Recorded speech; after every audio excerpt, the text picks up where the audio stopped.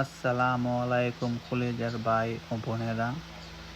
আজকে আপনাদের মধ্যে নিয়ে আসলাম কিভাবে সুশির রাইস দিয়ে মাখি বানানো হয়। আজকে আপনাদেরকে দেখাবো দুটি মাখি বানিয়ে।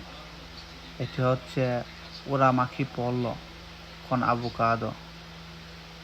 ঠিক আছে, এই মাখি দুটি বানাতে আমার কী কী উপকরণ লেগেছে তা হচ্ছে অল্প করে কিছু রাইস নিলাম, তারপর একটি মোরগ ফ্রাই করে নিলাম, সাথে আভোকাডো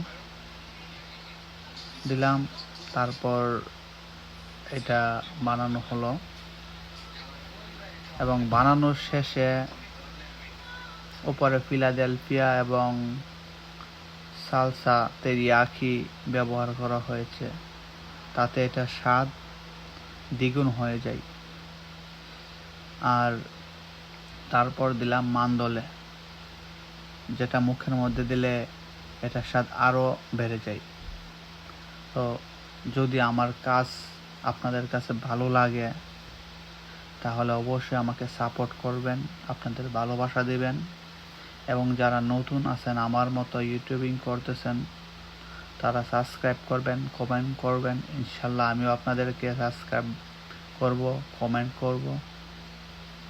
আমরা একে অপরকে সাপোর্ট করলে অবশ্যই একদিন ভালো পর্যায়ে যেতে পারবো।